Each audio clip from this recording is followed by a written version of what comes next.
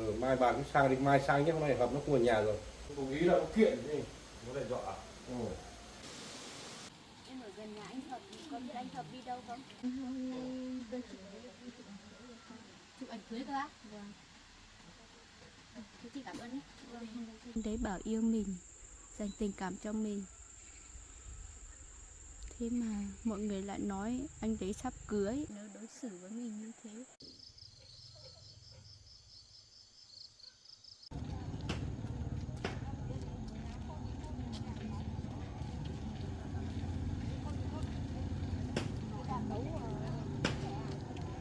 Một buổi hôm nay, ai chưa xem thì ta lại xem cho biết. Ai mà biết rồi thì ta tiếp bước ra mua sau luôn. Các sản phẩm được sản xuất hoàn toàn từ những nguyên liệu tự nhiên, không chứa hóa chất đầu. Đây em đâu phải cái túi người kia.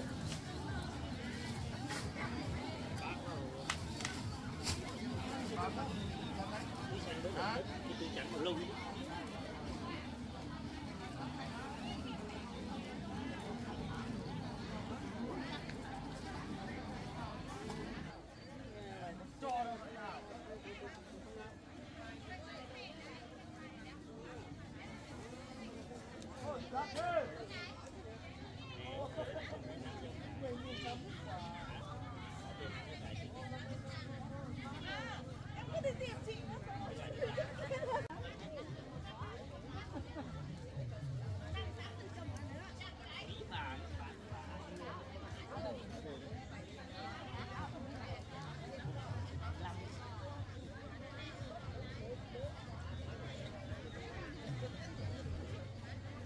Cái tép là nó được 4 lạng rồi.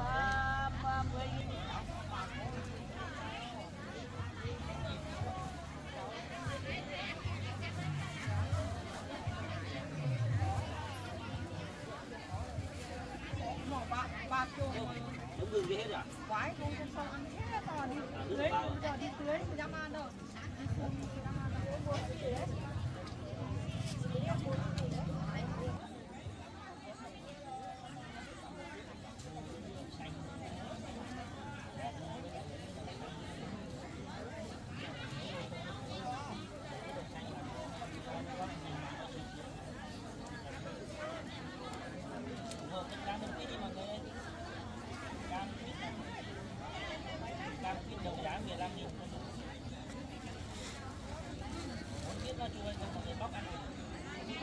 Nói không rồi.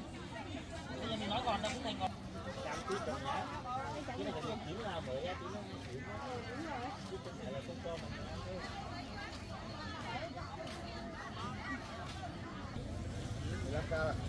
Ngon mọ, cái này chua lét được. Chua nuông. Chua là có tao vẫn chua nó, không chứ ngọt đi đường. Chua nuông, chua nuông. Nó ăn mà đến thì bát. Nuông đâu. Mang cái miếng bay cho mình nhá. Có 5.000 ạ? Sữa đấy. Cả đấy bán 25.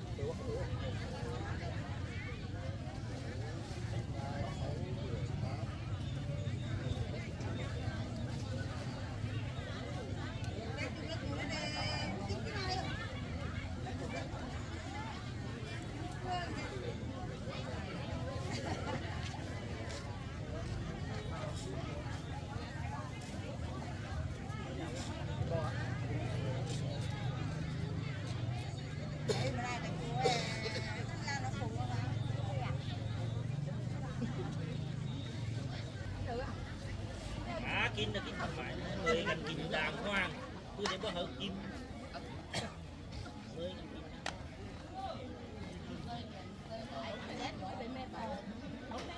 mình giả vờ mình giả nhà chú không điêu hoa có một đứa nhắc bán thì mình nói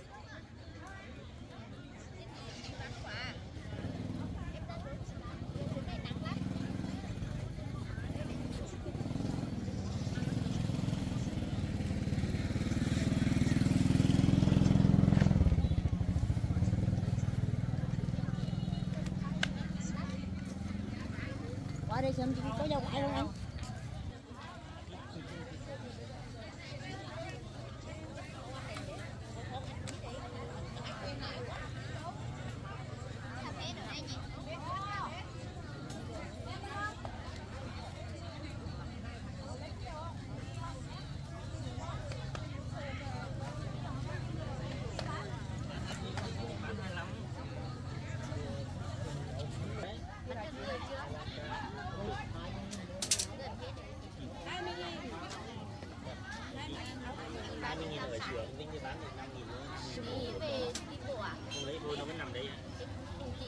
công công là đúng.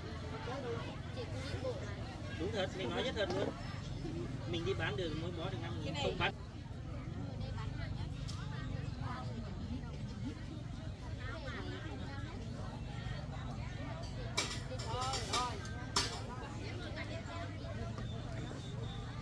Ủa, bự đó. Đấy. Hả? Em ơi. Em ơi. Giúp bao tiền cân đấy? Cái 15 nghìn, quýt cam 15. Ăn đi rồi biết, hỏi em ngọt không? Này.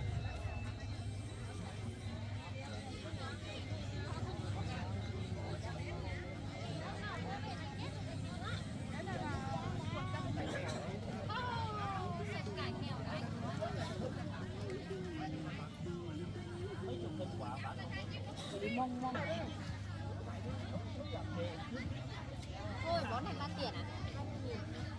Về là chết hết. Lấy cái màu vàng này trồng cho nó chắc ăn hết. Có bỏ cô lấy tầm đầu cô lấy ở trên kia nó chết hết rồi. Phải làm thôi.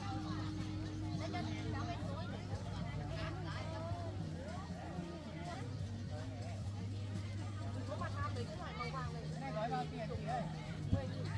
Vì trồng cho nó chắc ăn.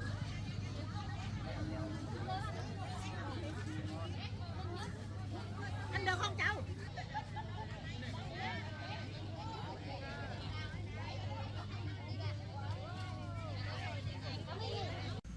Không biết là cũng nên vào trong thăm quê không. Hai hôm nay không được vào gặp quê rồi, cảm thấy nhớ quá. Nhưng mà hai mẹ con Tâm này không biết có đi sang nhà mình không nữa. Hôm qua thấy bố gọi điện về chắc chắn là hôm nay hai mẹ con chắc là sang nhà mình rồi. Sang đến đây thì không biết mình phải làm thế nào. Thôi, cứ nói rõ cho hai mẹ con ấy biết, để này khó nghĩ quá.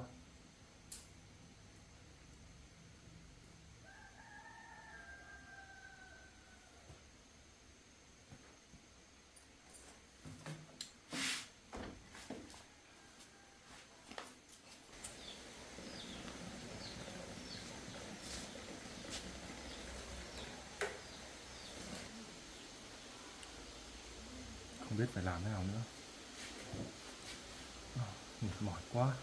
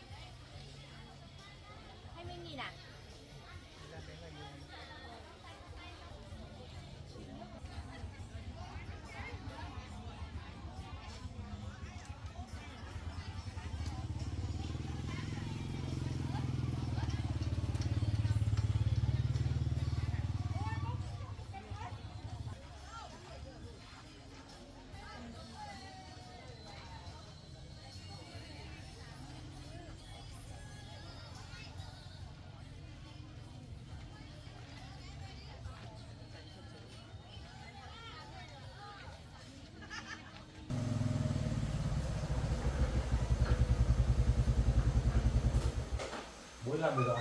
Vâng.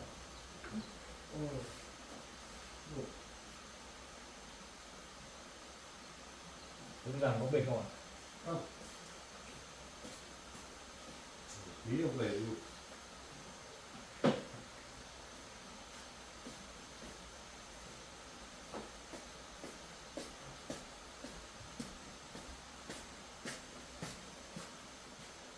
Đi làm gì ạ? Con ở nhà đọc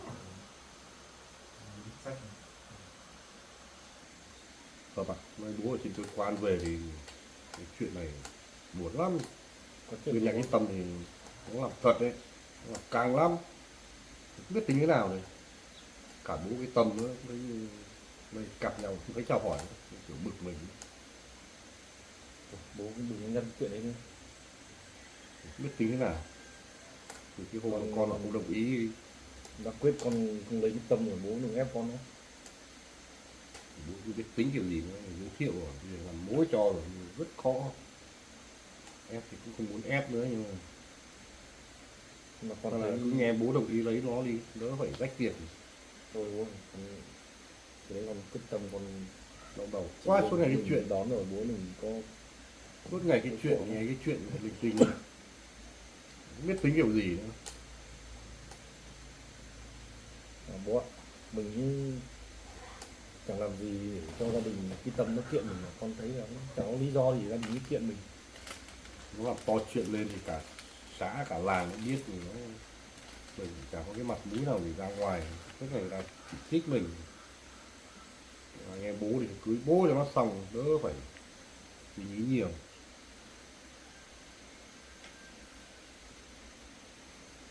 Đồng ý lấy nó đi.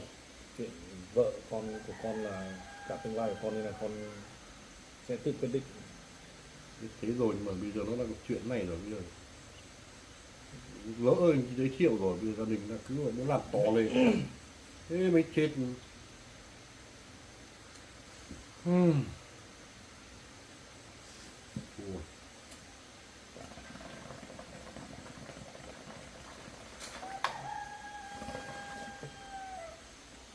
Bố ơi, nếu mà bố đồng ý để con lấy cái đón ấy thì kể cả không tổ chức đám cưới cũng được, con chỉ mong có đón ở bên cạnh con suốt đời còn lại không. Ôi rồi con bảo cưới thì không tổ chức nữa thì bố thì bạn bè nhiều nhưng ta đang mong được cưới để còn về ăn cưới chứ, con nói thế được à?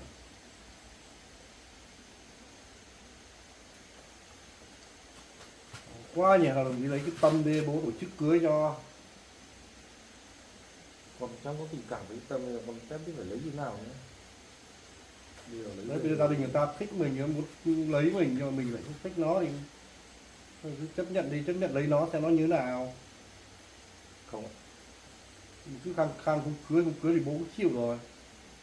thì con bảo con cưới thì đón rồi bố không cưới cho con không đồng ý, bố cứ ép những người con không thích con làm sao mà đồng ý được. Cái đấy nói nhiều rồi, không nói nhiều nữa, không nói nhiều con chả hiểu. Những người có tương lai con lại không thích, làm nào được bây giờ. Chót giới thiệu rồi, giờ dần ta cũng đang hôm sau muốn tố cáo mình nọ kia, đồng ý lấy nó thì đỡ phải rách việc, đỡ phải đau đầu. Họ cũng chẳng có lý do nào để tố cáo mình vì con cũng chẳng làm gì, cái tâm tự chuốc lấy đâu. Con bảo con không có tình cảm với nó rồi nó cứ chuốc lấy con. Hơi kệ rồi, bố cũng biết nữa, bố cũng chả ép con, nhưng mà cái tương lai của con cách tính chỉ biết thế này giới thiệu thế rồi con cũng thích thì cái tùy của con. Tôi thích cái tâm thôi, đó là tôi thích. Đấy, từ đầu bố sao không như vậy đi, bây giờ con đỡ phải khó nghĩ như vậy không? Ai biết đâu, tức là người con thích thì bố giới thiệu thì bây giờ thì quay ra bảo không thích. Con có người trong lòng của con rồi nhưng mà bố giới thiệu thôi thì con không thích thì bố cũng Làm mối rồi, giới ép thiệu con nó nữa. làm thông gia, gọi thông gia rồi, thế thì mới khó cho bố chứ. Con cứ khăng khăng bảo không cưới thì bây giờ biết làm nào. Chuyện con thôi thì con bố chỉ biết làm như thế thôi, con thích thì con bố cũng chả ép nữa bây giờ. Thích lấy ai thì lấy thôi, nhưng mà bây giờ cái tâm thì mình đã làm mối rồi, bố mẹ gọi bằng thông gia với nhau rồi, thế con lại có suy nghĩ như thế thì khổ không? thì con từ đầu nói là con không thích Tâm rồi bố cứ ép, còn làm những chuyện mà không hỏi ý kiến của con nên bây giờ mới xảy ra chuyện thế. Chứ tưởng con cứ theo ý bố, ai biết đâu. Giới thiệu cho nó chứ con thích rồi, thế thì về quay lại con lại không thích, thế chết khổ. Thôi việc không nói nhiều nữa, chỉ biết thế này đã. Chẳng biết là hôm nay gia đình của Tâm sang đây không? Qua bảo sang biết có sang không, sang thì tí nữa con sẽ nói dứt khoát với nhau đi. Vâng. Không Mà phải sang dây đây dưa. thì con cũng nói dứt khoát luôn. Gia đình họ mà kiện thì con cũng sẵn sàng. Thì con cũng chẳng có, họ cũng chẳng có lý do gì để kiện con. Không kiện thì nó không dám không kiện thì nó không sao đâu, nhưng mà mình mất mặt thế rồi, mất tài tiếng thì không hay. Mình cán bộ nữa, tới này còn xin việc nó ảnh hưởng đến gia đình mình, hàng xóm thì trong xã họ biết hết rồi.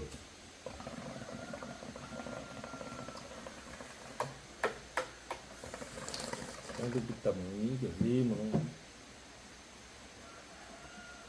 hành động như vậy chứ.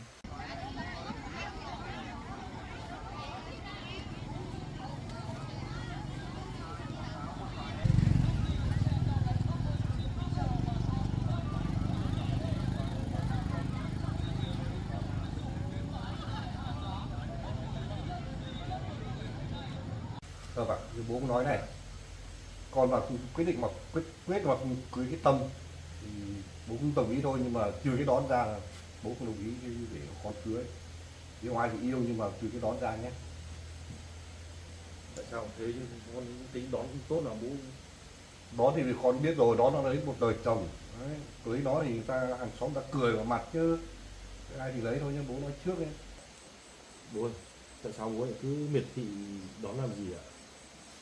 Con thấy đón cũng tốt mà. Biết thế rồi nhưng mà nó lại có một đời chồng, và bố cũng thích như thế. Con thì con rồi còn chưa vợ mà đi lấy cái người như thế này bố không đồng ý. Con Yêu ai thì yêu, bố nói trước. con lại thấy không sao đâu, con thấy bình thường. Mình là người đi cán bộ chứ con lại đi lấy cái người như thế này hay ho gì đâu. Con lại thích tính cách cô ấy với chịu thương chịu khó. Biết rồi, biết nó cũng chịu khó rồi, tình gái không thích, nhưng mà cái thân thế nó đã lấy một đời chồng, con suy nghĩ thế nào nó thích cái người như thế. Bố đồng ý thì con cưới đón đi. Không được, bố không đồng ý đâu. Cưới ai thì lấy, nhưng mà cái Tâm mà không lấy thì con yêu ai yêu, nhưng mà từ cái đón ra không được cưới cái đón, bố đã dứt khoát như thế. Mai con đón về nhà mình nhé. Bây giờ đâu, tôi bảo không đồng ý mà này.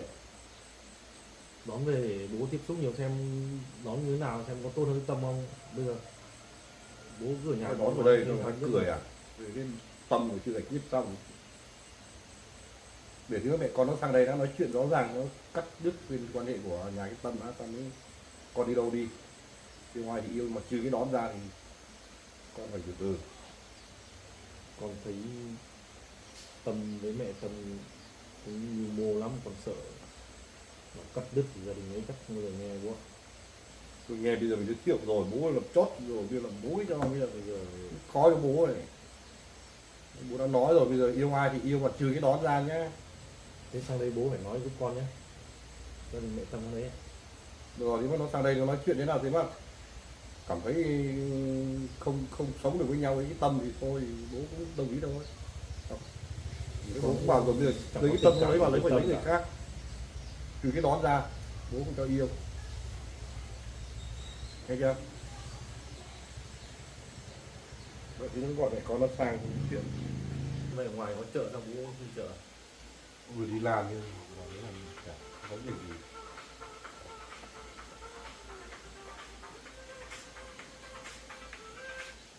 Alo em à? Thế là bố còn đang yếu à, vẫn sốt à? Giờ tí anh qua anh xem lại. Anh đi luôn. Ai gọi đấy? Dạ, cái nhà của thằng em kia bố yếu mà con sang xem. Cái bác hôm qua gì? Vâng. Nhưng mà chắc đi làm mệt mỏi quá hay sao? Tôi đi thôi, đi khám đi. Đi về bố đi làm, nếu mà không gặp bố ở nhà khác, ở nhà khác tối nhá. Vâng. Quay đi làm. Cái chuyện cái Tâm thì tính đây nhá. Thế này á. Thôi bố thì bố hộ con nói đi, không đừng có ép con nữa. Biết rồi, nhưng mà con gọi là có mặt ở đây, có mặt ở nhà, nếu mà mẹ nó con nó sang ấy. Cái ép bố thì bố lấy về bố khác lấy à, bây giờ con không đồng ý thì mệt lắm. Con đi các bố. Con đi luôn bố. Con đi kiểm tra gọi đi. Vâng. Alo bà. Vâng. Nhưng mà hôm nay tôi không ở nhà, và thằng Hợp vừa đi ra ngoài rồi, bác ấy ốm rồi, họ gọi nhờ đi khám hộ rồi. để mai đi bà nhé. Rồi. Sang bây giờ á, cũng bây giờ thằng Phật nó đi rồi, tôi cũng chuẩn bị đi làm. Nó để mai như bà nhé, để mai thằng Phật nó ở nhà không là sang đây nói chuyện với nhau đi. Có cái chuyện gì cứ từ từ thôi bà ơi, không sao đâu. Tí chuyện nhau làm cái gì, thôi bà mai sang đây nói chuyện cho nó rõ ràng. Rồi nhá. Chẳng có chuyện gì suốt ngày nói chuyện mình. Bé mà sao đâu. Chuyện bé rồi đừng có xảy ra to làm gì nữa, mai mình gặp nhau cũng khó lắm. Đấy, tôi nói chuyện với thằng Hợp rồi. Mai bà cứ sang đi, mai sang nhé, hôm nay Hợp nó không ở nhà rồi. Rồi. Thế nhá. Ôi giời ơi.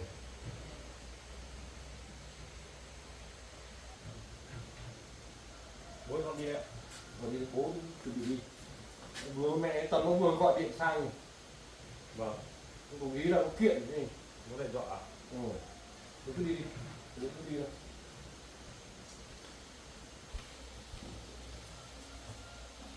Bố ơi, con đi đấy ạ. Thì bố đi, bố đóng cửa nhá. Vâng, cứ bắt đầu.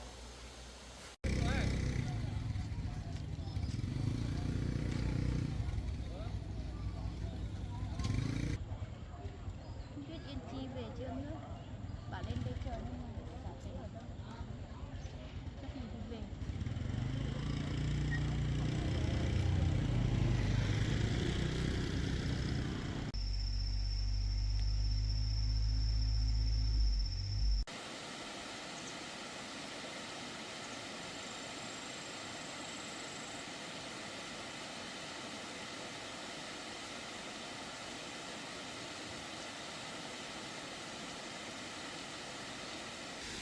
Mấy hôm nay không thấy anh đấy đi vào trong nhà mình. Không biết anh đấy đi đâu rồi.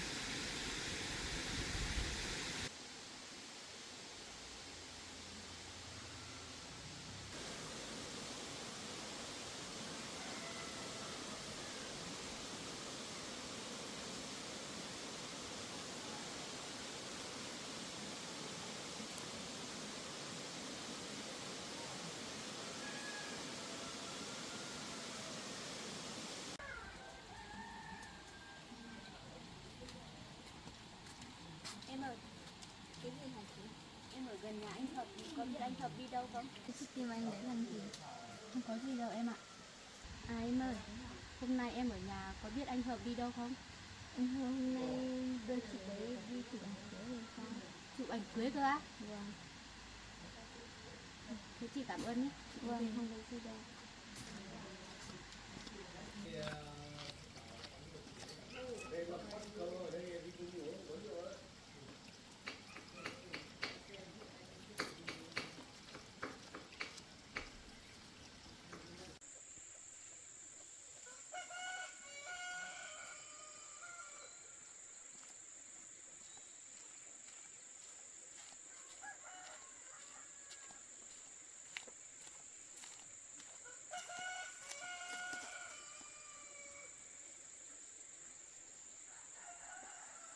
Anh đấy bảo yêu mình, dành tình cảm cho mình. Thế mà mọi người lại nói anh đấy sắp cưới, lại còn cái Tâm nữa. Hôm nay còn đi chụp ảnh cưới cùng nhau nữa, mọi người bảo thế. Anh đấy luôn nói bảo không có tình cảm dành cho cái Tâm. Sao anh đấy lại nói dối mình như thế?